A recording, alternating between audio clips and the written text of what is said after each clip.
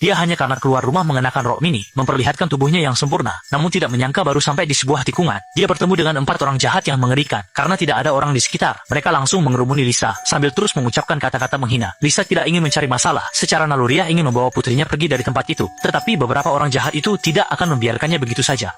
Setelah tarik-menarik, Lisa dipaksa masuk ke dalam ruangan gelap. Karena perhatian para pelaku tertuju pada Lisa, ini memberi kesempatan bagi putrinya, yang diam-diam bersembunyi di balik papan kayu di samping. Gadis itu selamat benar, tetapi ibunya tidak seberuntung itu. Selama beberapa waktu berikutnya, Lisa mengalami pelecehan bergantian dari 4 penjahat. Hingga para pelaku pergi, barulah putrinya berani muncul. Namun saat itu ibunya sudah pingsan. Dengan terpaksa, gadis itu hanya bisa mencari bantuan di jalan. Untungnya, sebuah mobil kebetulan melihatnya, dan di dalam mobil itu, ada 2 orang polisi. Polisi yang memimpin bernama Kaichi. Setelah mendengar pengalaman gadis itu, dia segera bergegas ke tempat kejadian, dan memanggil rekan-rekannya untuk menutup area tersebut. Penyelidikan berjalan dengan lancar, rekan-rekan menemukan jaringan kulit, dan sidik jari yang ditinggalkan oleh tersangka di lokasi kejadian. Jika tidak ada kejadian tak terduga, Kaichi yakin bisa menangkap para penjahat dalam waktu 3 hari.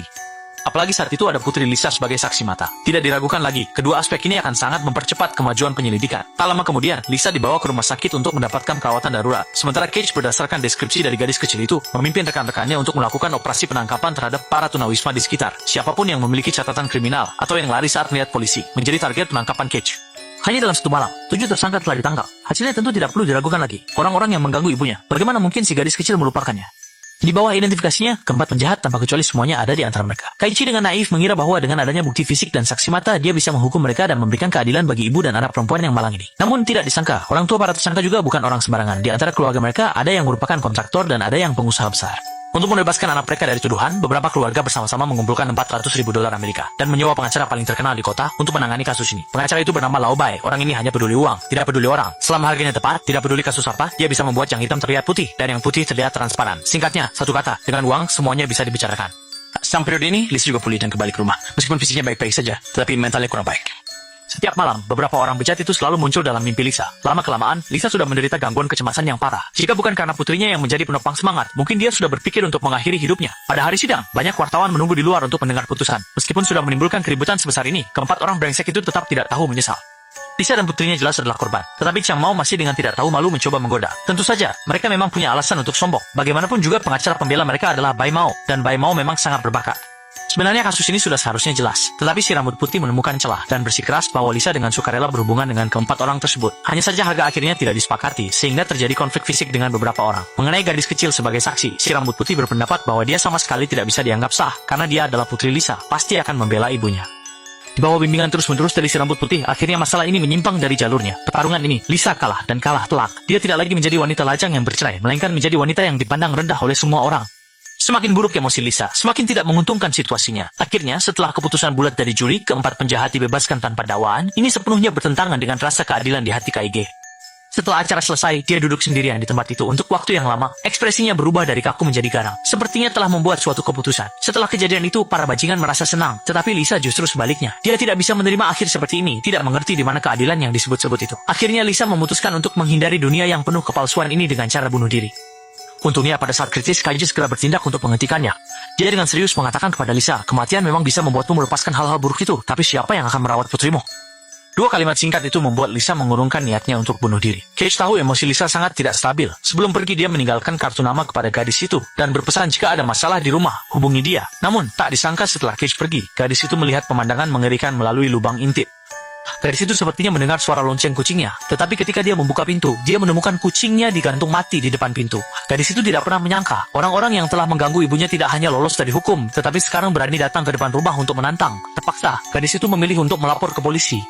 Setelah mengetahui hal ini, Cage sangat marah karena kasus pelecehan seksual ibu gadis itu adalah tanggung jawabnya. Awalnya, kasus ini sudah jelas, tetapi orang tua dari keempat pelaku mengeluarkan banyak uang untuk menyewa pengacara terkenal yang berhasil mengubah kasus pemerkosaan menjadi hubungan yang terjadi atas dasar suka sama suka. Yang lebih membuat marah, hakim bahkan mempercayai omong kosong ini dan langsung membebaskan keempat pelaku.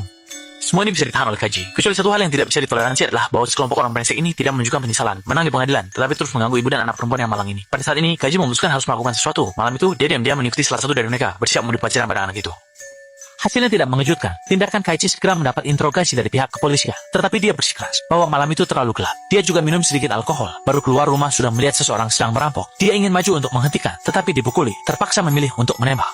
Kata-kata Kaichi tidak menunjukkan celah sedikit pun. Menyerang polisi di negara manapun adalah kejahatan berat. Dengan demikian, dia berhasil mengatasi krisis ini dengan seni bahasa yang cerdik dan berhasil menyingkirkan satu orang jahat. Namun, masalah ini belum berakhir, karena masih ada 3 orang jahat yang berkeliaran bebas. Segera, Kaichi memilih tempat untuk mengeksekusi mereka, yaitu air terjun tempat Lisa berencana mengakhiri hidupnya. Benar, dia ingin orang-orang jahat itu menggantikan Lisa untuk mati. Kali ini dia memilih 2 bersaudara dari para bajingan itu. Kaiji menyamar sebagai asisten pengacara, mengundang mereka untuk bertemu. Rencana berjalan dengan sangat lancar. Kedua bersaudara itu hampir tidak memiliki kewaspadaan. Mereka tiba di lokasi yang disebutkan dalam telepon di tengah hujan deras, sama sekali tidak menyadari bahwa ini adalah jebak. Seluruh prosesnya, Kaichi sama sekali tidak ragu-ragu. Setelah orang jahat itu jatuh, dia dengan cepat maju dan menembak lagi. 2 tembakan ke tubuh dan 1 tusukan. Bahkan dewa pun akan menggelengkan kepala. Sebagai seorang polisi, Kaichi memilih untuk bertindak di hari hujan. Tentu ada alasannya. Pertama, air hujan akan menghapus semua jejak. Kedua, tempat ini tepat berada di garis perbatasan. Ditambah lagi dengan peta yang Kaichi tinggalkan di mobil mereka. Sebelum pergi, semua tanda menunjukkan bahwa kedua orang ini pasti melarikan diri karena takut akan hukuman.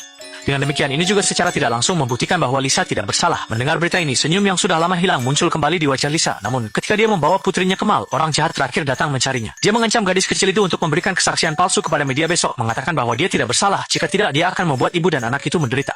Namun, anak ini jelas tidak akan hidup sampai besok. Baru saja sampai di rumah, dari tempat tersembunyi, Kaichi menodongkan pistol ke kepalanya. Selanjutnya, Kaichi memintanya menulis surat pengakuan dosa, lalu memerintahkannya meletakkan tangan di pistol untuk meninggalkan sidik jari. Dengan demikian, orang jahat terakhir juga dianggap bunuh diri, karena takut akan hukuman. Meskipun Bai Mao tahu bahwa kematian 4 orang jahat ini pasti ada hubungannya dengan Kaichi, dia tidak berani menyinggung pembunuh yang tampak menakutkan ini.